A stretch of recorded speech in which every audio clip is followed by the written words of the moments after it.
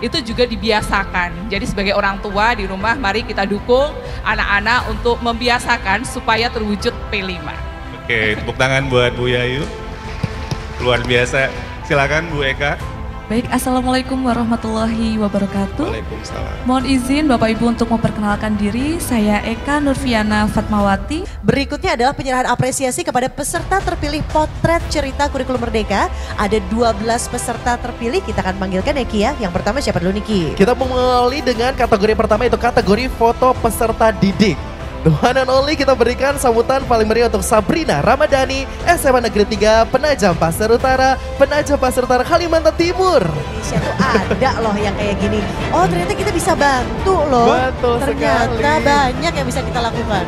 Dan ini adalah langkah baik tentunya untuk dunia pendidikan Indonesia, tentunya untuk hadirnya Festival Kurikulum Merdeka 2023. Ucapan langsung diberikan oleh Pak Iwan kepada penerima atau pemenang. Menghangatkan sekali rasanya momen yang kita saksikan berikut ini, Bapak Ibu sekalian. Ini bagi yang baru bergabung mungkin via Zoom, Anda ini sedang menyaksikan live Festival Kurikulum Merdeka. Nah ini dia, kita baru saja mengumumkan.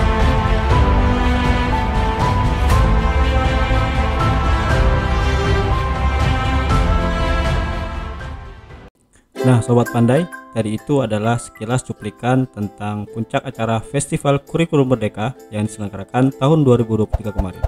Nah sekarang Kemendikbud sudah membuka potret cerita Kurikulum Merdeka untuk tahun 2024. Jadi pada video kali ini kita akan membahas tentang panduan potret cerita Kurikulum Merdeka hingga tuntas.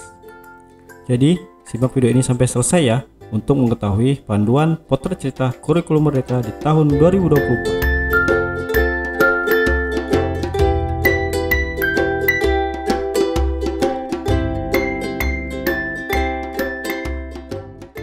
Nah, Sobat Pandai, Kemendikbudristek sudah membuka kembali pendaftaran potret cerita Kurikulum Merdeka di tahun 2024 ini.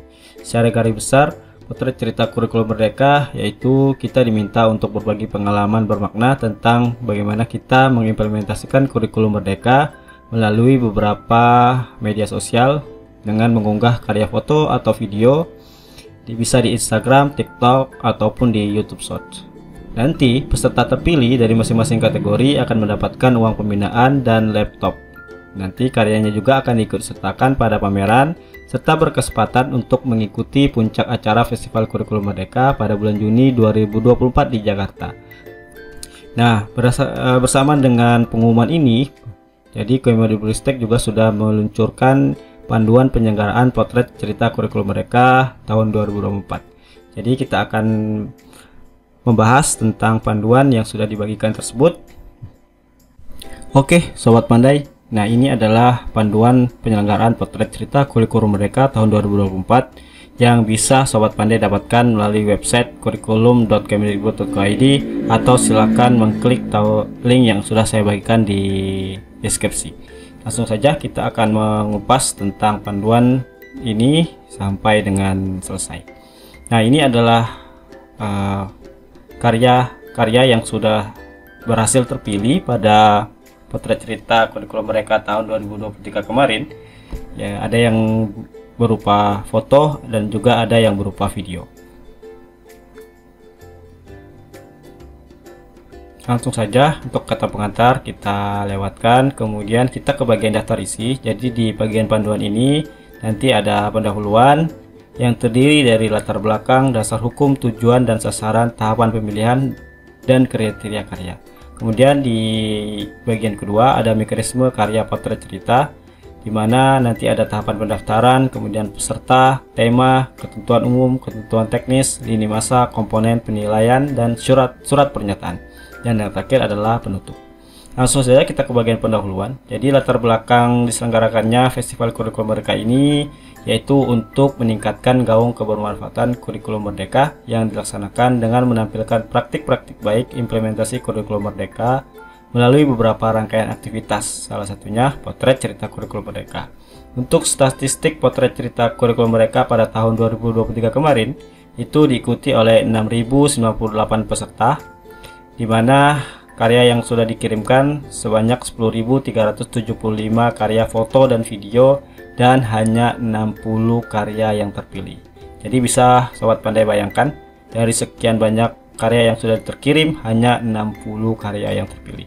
Jadi penting sekali untuk memahami dengan benar panduan penyelenggaraan potret cerita kurikulum mereka ini, agar tidak salah dalam mengirimkan karya foto maupun video. Terus selanjutnya kita ke bagian dasar hukumnya, kita lewatkan. Nanti Sobat Pandai bisa membacanya sendiri pada panduan yang sudah diunduh. Kemudian untuk tujuan sasaran, jadi tujuannya itu terdiri dari 3 kategori. Ada peserta didik, kemudian pendidik dan tenaga kependidikan, dan orang tua peserta didik. Jadi untuk yang bisa berpartisipasi pada kegiatan potret cerita kurikulum merdeka tahun 2024 ini ada 3 kategori ya.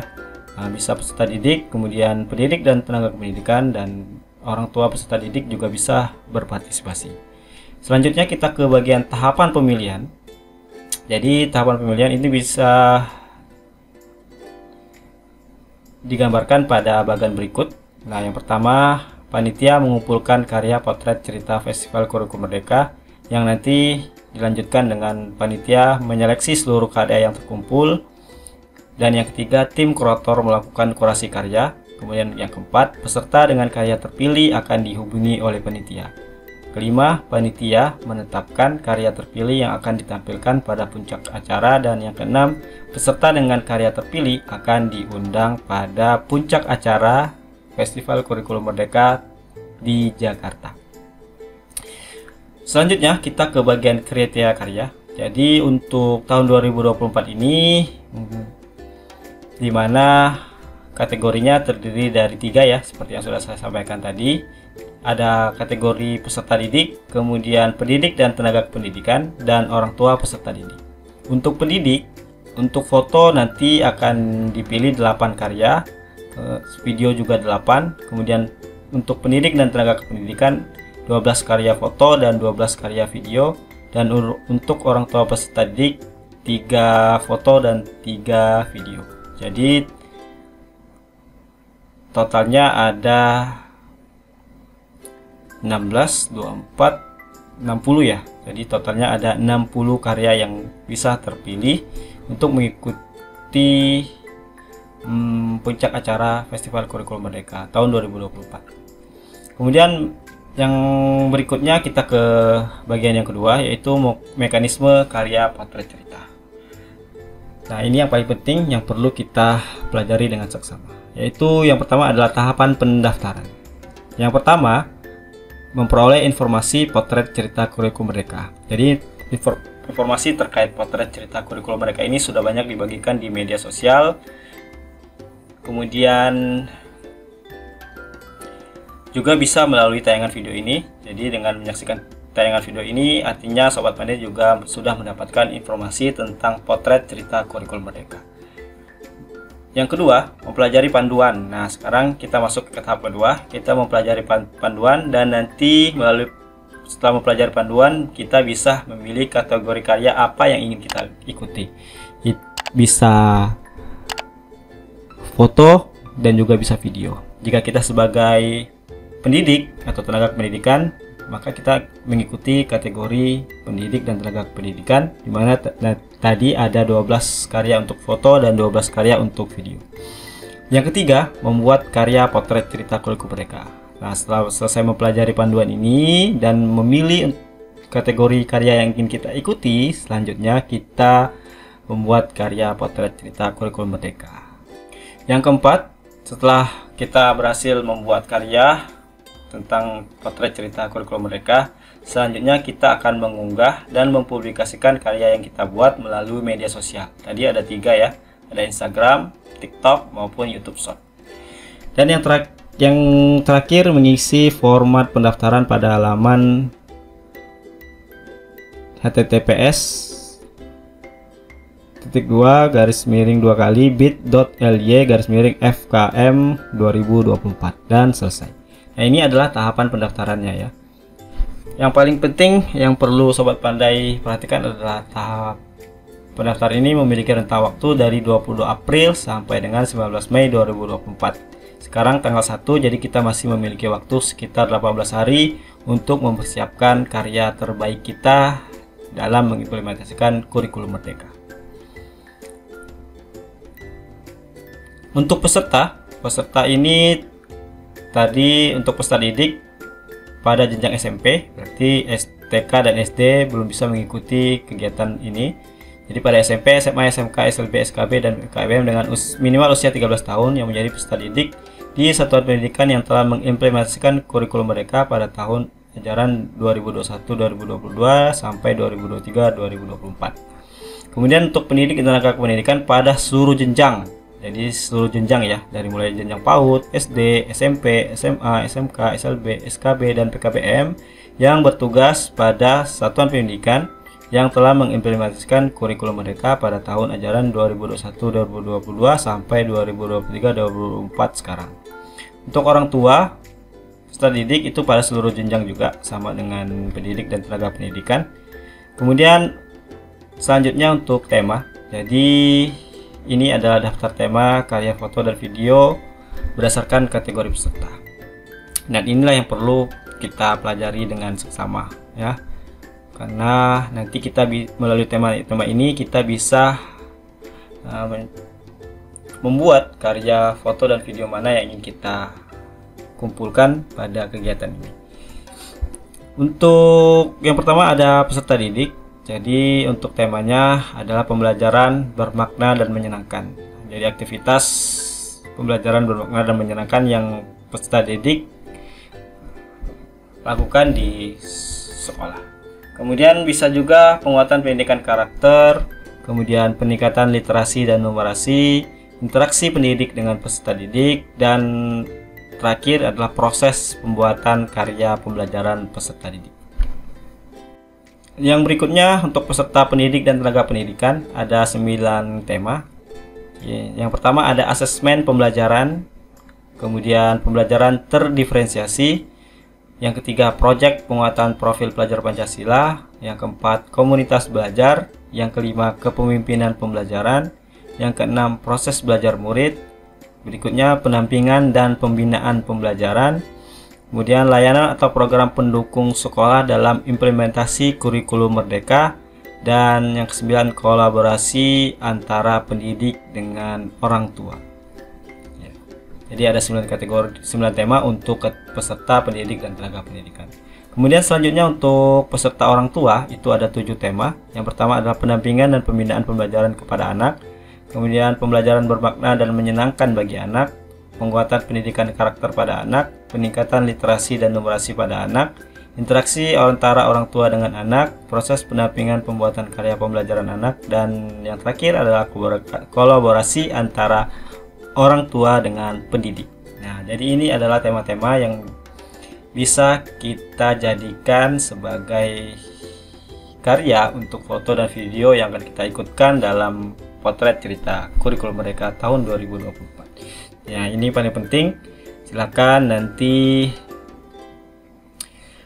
Sobat Pandai memilih tema mana yang akan Sobat Pandai ikuti.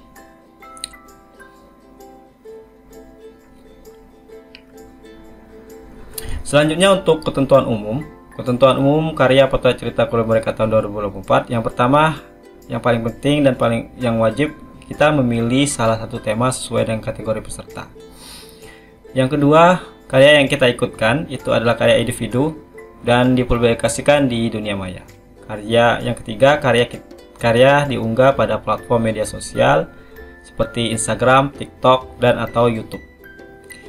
Kemudian yang keempat, bagi peserta yang mengunggah di Instagram, nah jika nanti karya kita posting di Instagram, maka akan akun Instagram kita itu wajib mengikuti atau memfollow akun media sosial Instagram @kemdikbud.ri dan @kurikulum.merdeka serta masing-masing akun direktorat sesuai jenjang yang diikuti. Bila kita dari jenjang PAUD, maka kita mengikuti yang @paudpedia. Jika kita berasal dari jenjang sekolah dasar, kita mengikuti @ditpsd, begitu seterusnya sampai jenjang SLB. Yang kelima, akun Instagram kita harus bersifat publik, bukan privat ya. Jadi pastikan akun Instagram Sobat Pandai jika ingin mengikuti ini itu sudah disetting ke publik. Selanjutnya, karya yang kita bagikan di media sosial itu harus menggunakan tagar atau hashtag hashtag Merdeka Belajar dan hashtag Festival Kurikulum Merdeka 2024. Setelah karya kita selesai unggah di media sosial, langkah selanjutnya kita mengisi formulir pendaftaran pada laman bit.ly/FKM 2024. Untuk rentang waktunya tadi sudah 22 April sampai 19 Mei. Kemudian karya yang kita masukkan ini belum pernah menjadi pemenang lomba dan tidak pernah digunakan sebagai materi publikasi komersial. Karya yang kita ikutkan merupakan karya original, asli karya kita, bukan duplikatif, tidak replikatif, bukan reproduksi, serta bukan karya artificial intelligence atau AI. Bila ada pelanggaran hak cipta, baik pada masa kini atau mendatang, akan menjadi tanggung jawab peserta. Yang berikutnya, karya tidak mengandung dan menyinggung unsur politik, sara, suku, agama, ras, dan antar golongan. Tidak menyinggung pihak tertentu, tidak mengandung unsur pornografi atau pornoaksi, dan 3 dosa besar pendidikan, seperti perundungan, kekerasan seksual, dan intoleransi. Serta tidak mengandung unsur iklan atau produk placement. 12. Karya tanpa tanda hak cipta atau tanda air watermark atau simbol logo tertentu. Jadi pastikan kita menggunakan aplikasi edit foto atau edit video yang free ya, tanpa ada watermark. Kemudian dalam pembuatan karya tidak ada pihak yang dirugikan baik secara material dan immaterial. Yang berikutnya, Kemendikbudristek memiliki hak untuk menggunakan dan mempublikasikan karya yang dikirimkan peserta. Peserta yang karyanya terpilih wajib menyerahkan file master karya tersebut. Nah, file master artinya file asli. File asli sebelum kita mengunggahnya ke media sosial. Kemudian peserta dapat mengirimkan maksimal 3 karya baik foto dan atau video. Jadi kita bisa mengirimkan 3 karya ya.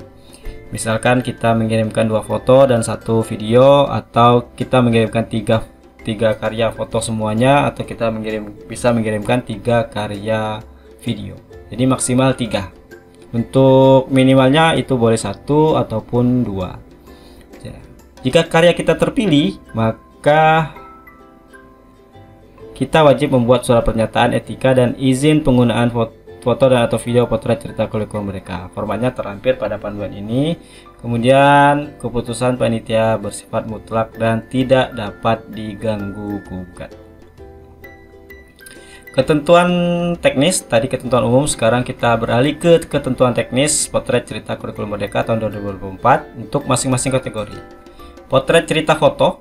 Jadi foto memotret pengalaman nyata atau praktik pembelajaran bermakna dan menyenangkan dengan kurikulum merdeka. Jadi kita bisa memotret aktivitas pembelajaran kita di dalam kelas yang mengimplementasikan kurikulum merdeka. Dengan catatan, aktivitas pembelajaran kita itu harus menggambarkan pembelajaran yang bermakna dan menyenangkan. Kemudian yang kedua, menyertakan takarir atau caption berisi judul foto yang singkat. Kemudian cerita maksimal 1100 karakter dan menyebutkan atau mention 3 akun orang lain. Nah, untuk yang kedua ini disarankan mengetik ceritanya dulu di Word ataupun di Google Doc untuk mengetahui batas karakternya ya.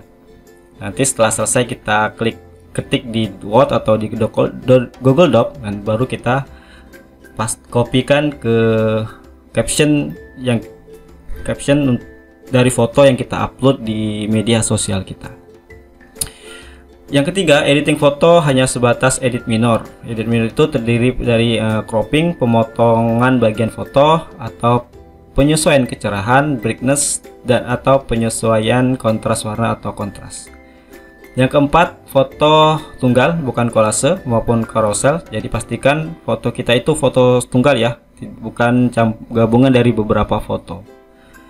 Kemudian foto memiliki resolusi tinggi, high resolution. Jadi kita bisa menggunakan kamera DSLR atau kamera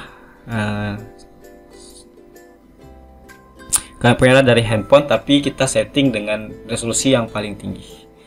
Untuk kualitas foto itu presisi, tidak pecah, interaktif, dan ekspresif. Format master berupa JPEG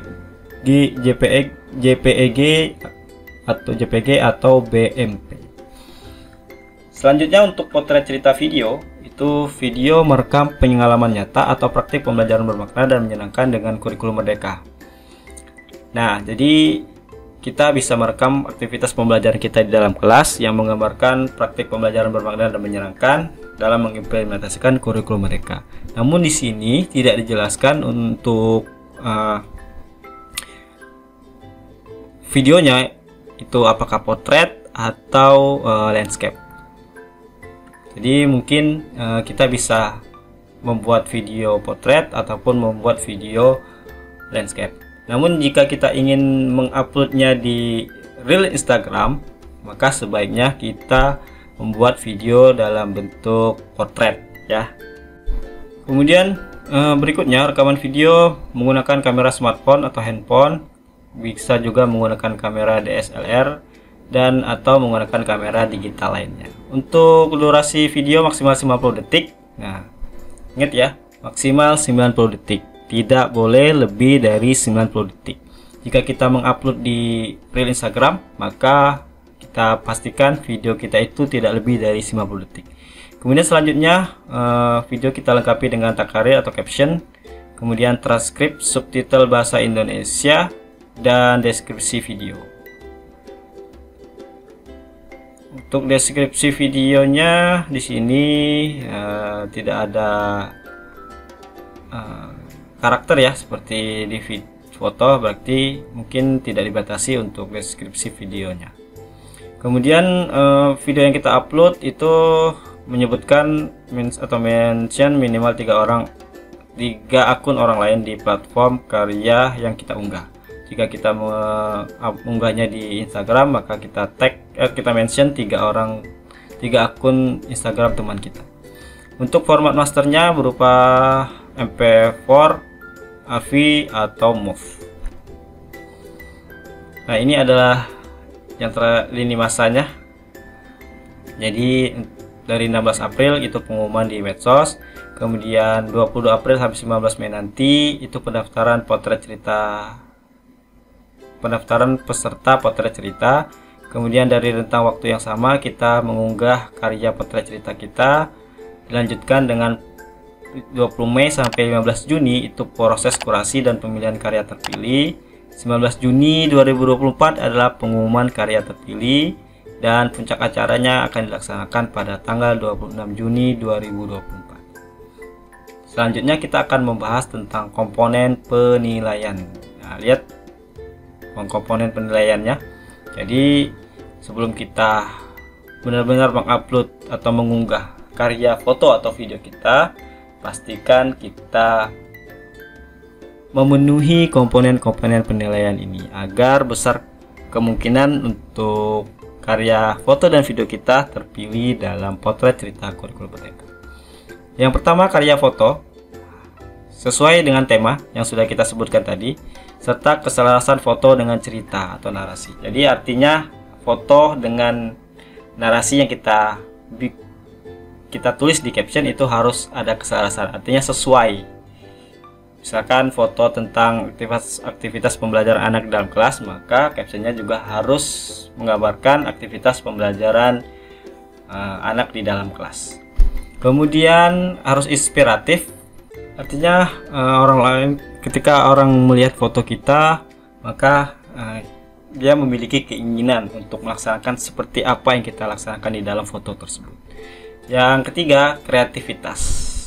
Kreativitas ini memiliki pesan dan makna yang kuat dan bermakna tentang praktik nyata pembelajaran bersama kurikulum Merdeka. Selanjutnya untuk karya video hampir sama ya dengan karya foto tadi. Perbedaannya ada pada keselarasan video, audio, dan teks. Artinya antara video dan audio serta teks yang kita tampilkan di video itu harus selaras. Kemudian inspiratif sama. video kita harus memiliki potensi afeksi orang lain yang dapat ditimbulkan oleh video, kemudian kreativitas, memiliki pesan dan makna yang kuat. Untuk surat pernyataan bisa kita unduh pada panduan ini dengan cara klik di sini ya. Nah, ini ketika kita klik maka kita akan dialihkan ke halaman unduh surat pernyataan dan persetujuan karya. Penutup. Nah, selesai. Demikian video kali ini tentang panduan potret cerita kurikulum merdeka tahun 2024. Semoga dapat memberikan manfaat dan memberikan inspirasi bagi sobat pandai untuk mengikuti kegiatan potret cerita kurikulum mereka 2024 ini. Sampai jumpa pada video selanjutnya dan dah.